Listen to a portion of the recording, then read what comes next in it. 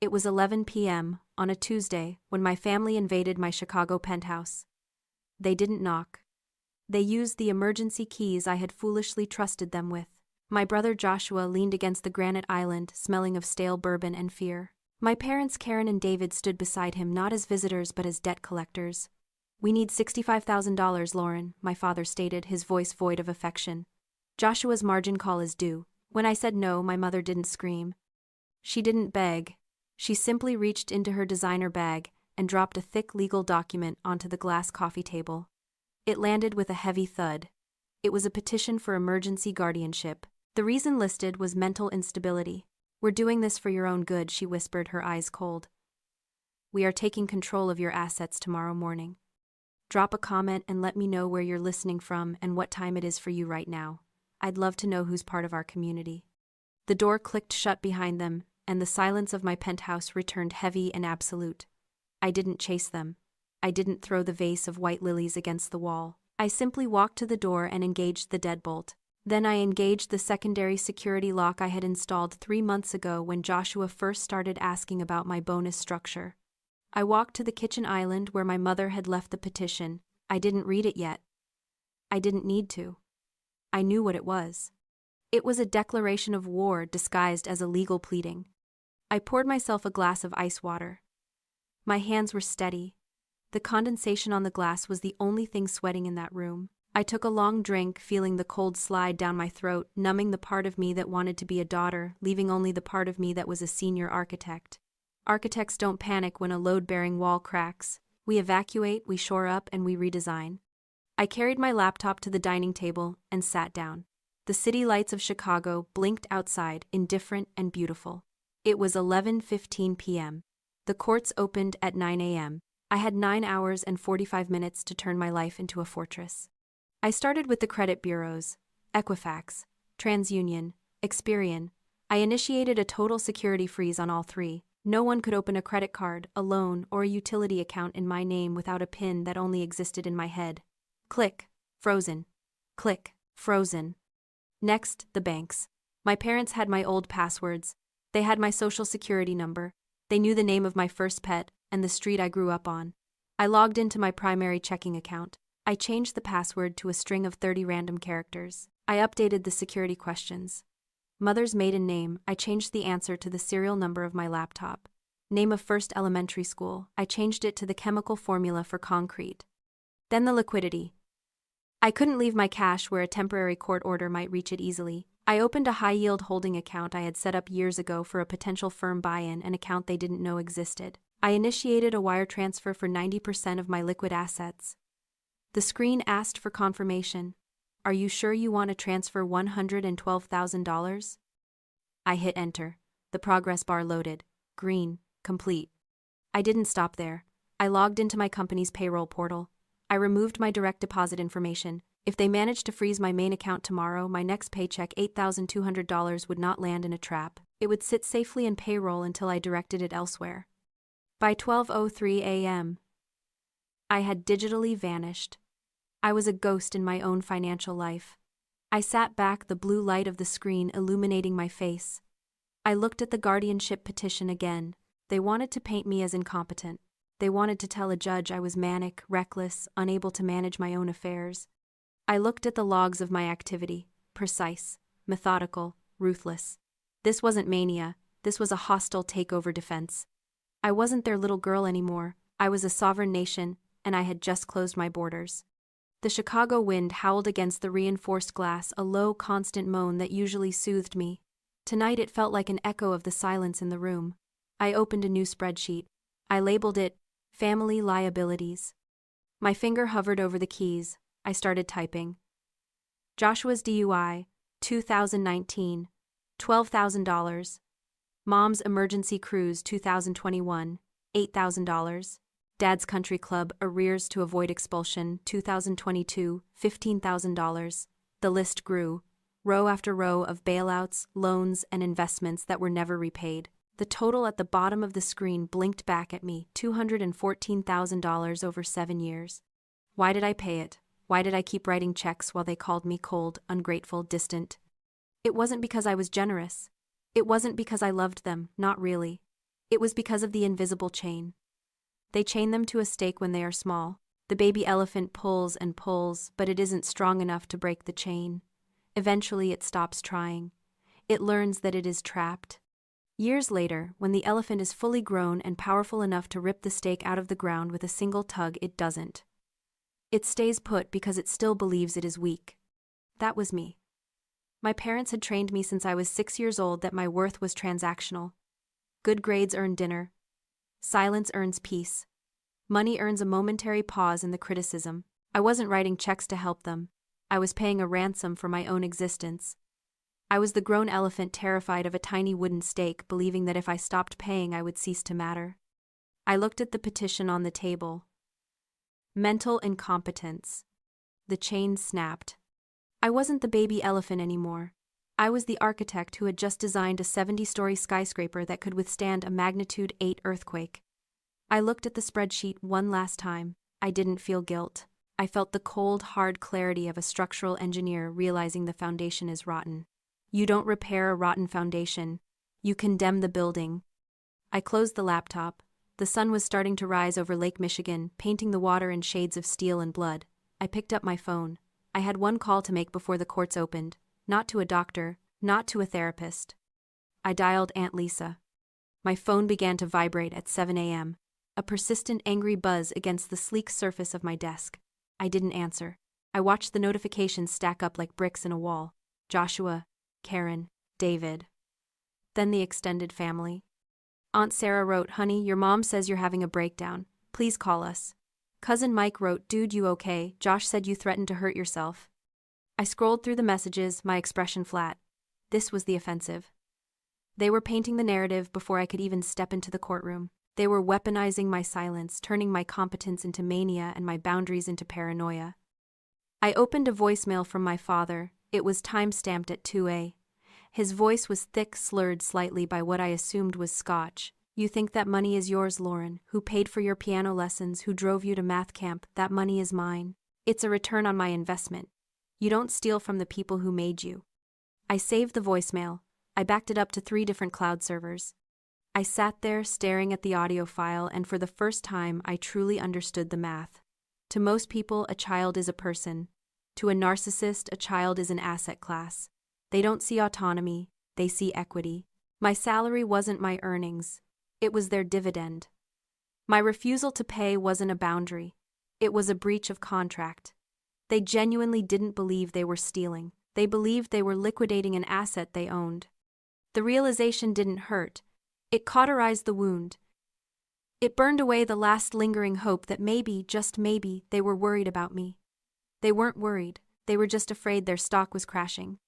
I picked up my phone and dialed the number for the only person in my family who had been excommunicated for bad investments.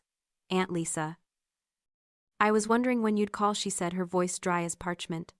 "They filed for guardianship," I said. "I know," she replied. "Your mother posted a prayer request on Facebook for your mental health crisis 20 minutes ago.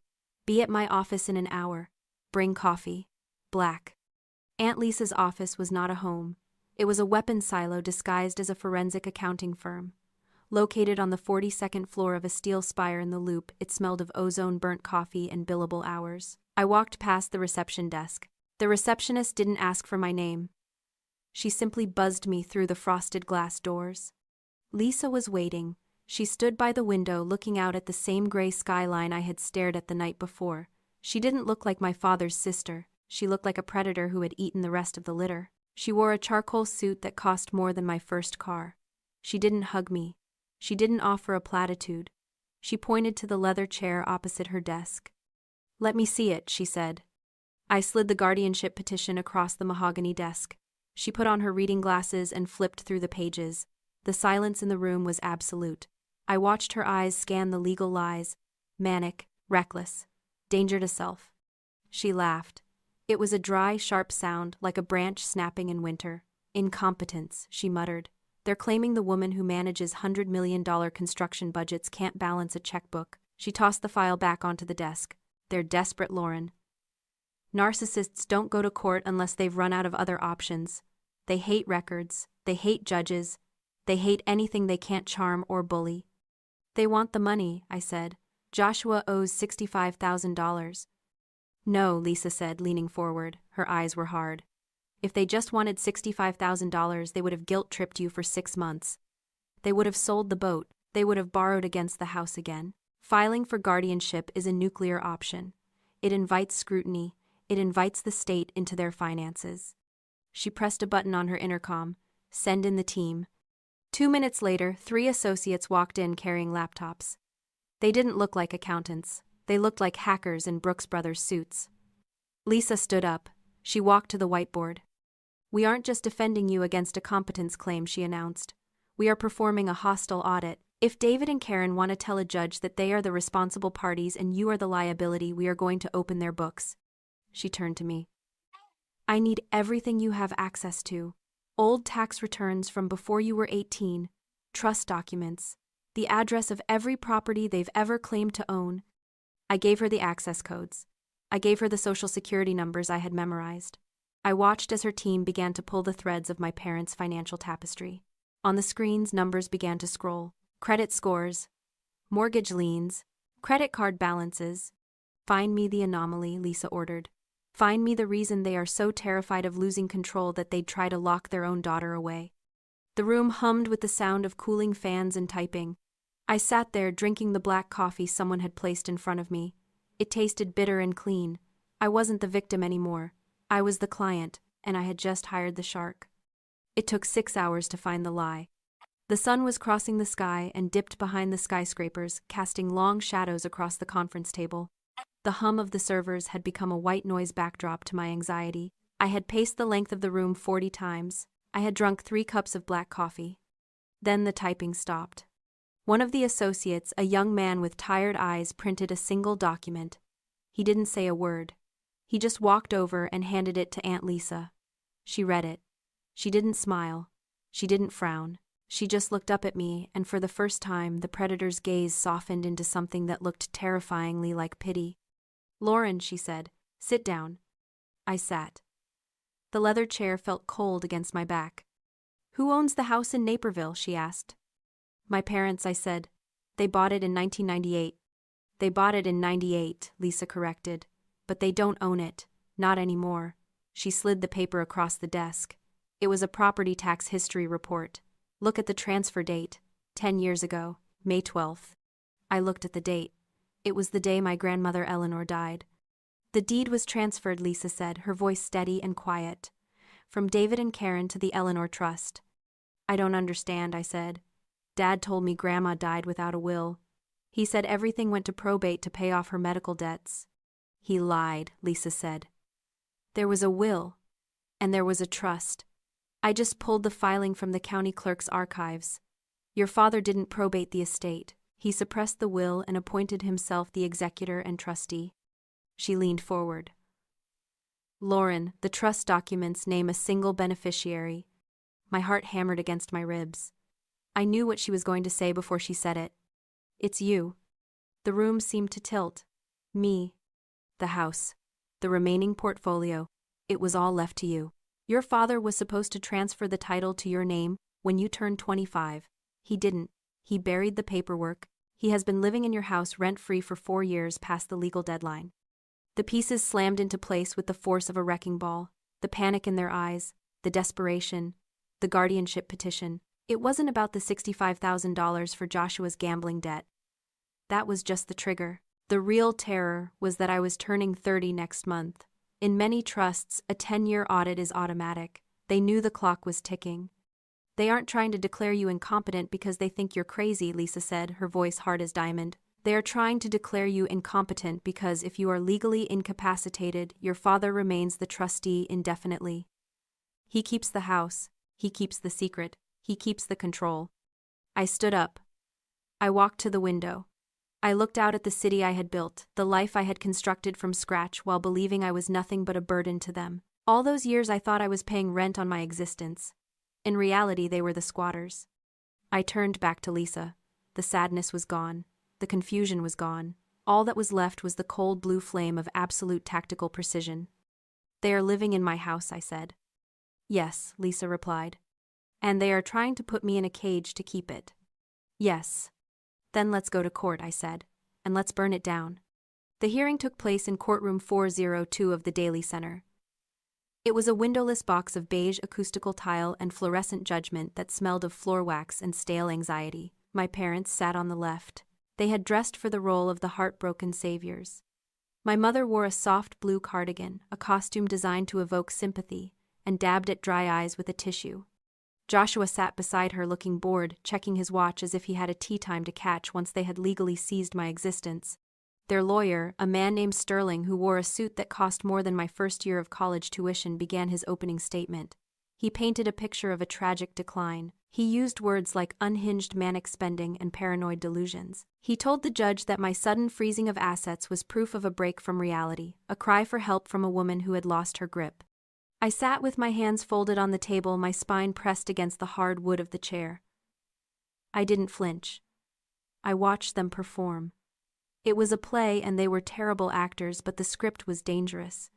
Aunt Lisa leaned in close to me. Her voice was a low steel whisper that cut through the drone of the opposing counsel. "Look at them, Lauren," she said. "Really look at them. If we hadn't found that box in the basement, if we had walked in here today empty-handed, you would be in a medicated facility by Friday. They would have you on sedatives by the weekend to keep you compliant. Joshua would be driving your Porsche to the casino by Monday morning. They weren't just going to take your money. They were going to hollow you out and wear your life like a skin suit." The image hit me with the force of a physical blow. The alternate reality where they won wasn't just unfair. It was a horror movie. It was the total erasure of myself. That fear didn't make me tremble. It solidified me. It turned my blood into liquid nitrogen. Sterling finished his speech. He looked smug. He thought he had won. "Miss Vance," the judge said, looking at Aunt Lisa, "do you have a response regarding your client's mental state?" Lisa stood up. She didn't pick up the medical records. She picked up the deed. "Your Honor," she said, her voice projecting to the back of the room, "we are not here to discuss my client's mental state. We are here to discuss the petitioner's criminal intent. We move to dismiss this petition on the grounds of unclean hands and fraud upon the court." The judge frowned. "The petitioners claim they are concerned parents," Lisa continued, walking toward the bench. "In reality, they are squatters who have been illegally occupying my client's property for 10 years. She placed the documents on the judge's bench. The silence in the courtroom was sudden and absolute. It was the sound of all the oxygen being sucked out of the room. "Exhibit A," Lisa said, "the last will and testament of Eleanor Vance, suppressed by the petitioner David Vance. Exhibit B, the deed to the property at 1412 Oakwood Drive. The property is held in trust. The sole beneficiary is the respondent Lauren Vance. The petitioners have been concealing this asset to live rent-free in a multi-million-dollar home that belongs to the woman they are trying to declare incompetent." I watched the judge read. I saw his eyebrows knit together. Then I saw his face harden. He looked up from the papers. He looked at my father. My parents' faces turned the color of old ash. The smugness vanished from Joshua's face, replaced by the slack-jawed realization of a man watching his meal ticket burn. "Mr. Sterling," the judge said, his voice dangerously quiet, "are your clients aware that they are currently residing in the respondent's property without a lease while hiding her inheritance?" Sterling stammered. He looked at my parents. He saw the guilt written in their panic. He closed his briefcase. "Your Honor," Sterling said, "I was not informed of this. Petition for guardianship is dismissed with prejudice." The judge banged the gavel. It sounded like a gunshot. "Furthermore, I am referring this matter to the state's attorney's office for an immediate investigation into trust fraud and perjury. Get out of my courtroom." My mother started to wail, a real sound of terror this time. David slumped in his chair. Joshua looked at me, his eyes wide with shock. I didn't look back. I stood up, smoothed my skirt, and walked out. The air in the hallway was cool and clean. The war was over. The occupation was ending. I didn't go out for champagne to celebrate. I drove to Naperville. The house loomed at the end of the cul-de-sac, a sprawling monument to their deception. It looked different to me now. It wasn't my childhood home. It was a crime scene. I walked up the driveway. I didn't ring the doorbell. I didn't need to. I owned the door. My father opened it before I could reach the handle. He looked 20 years older than he had that morning. He smelled of defeat and scotch. "Lauren," he started, his voice cracking, "we can explain. We were just trying to protect the asset for you." I didn't let him finish the lie. I handed him the manila envelope. This is your official notice to vacate, I said. My voice was calm, steady, and final. You have 30 days. The locks will be changed on November 1st at noon. If anything is missing, a light fixture, a painting, a single spoon, I will press charges for theft. The sheriff has a copy of the inventory list. My mother stood in the hallway, weeping into her hands. Joshua was behind her, holding a duffel bag, looking like a trapped animal. And you, I said, looking at my brother, you aren't a tenant. You don't have a lease. You are a guest who has overstayed his welcome by a decade. You don't get 30 days. You have 30 minutes. Where am I supposed to go? He whined, the entitlement still clinging to him like a bad cologne. I don't know, I said. Maybe you can bet on it. I turned around and walked back to my car. I didn't look in the rearview mirror as I drove away. I didn't feel sad. I felt the specific weightless sensation of a structure that has finally been stripped of its dead weight. Back in my penthouse, the city was quiet. The wind off Lake Michigan had died down. I sat at my desk and opened my laptop one last time. I pulled up the spreadsheet. Family liabilities, $214,000. I looked at the number. For years, that number had been a chain. It had been the proof of my love and the metric of my exploitation. I highlighted the rows. I didn't try to collect it. I didn't send an invoice. I hit the delete key. The screen went blank. It wasn't forgiveness. It was a write-off. It was a bad debt cleared from the books so the company could finally become profitable. I closed the laptop. The silence in the room wasn't lonely anymore. It was peaceful. I wasn't just a survivor. I was the architect. And for the first time in my life, the blueprint was entirely mine. If you've ever had to buy your own freedom from the people who were supposed to protect you, share this story. You are the architect of your own life now.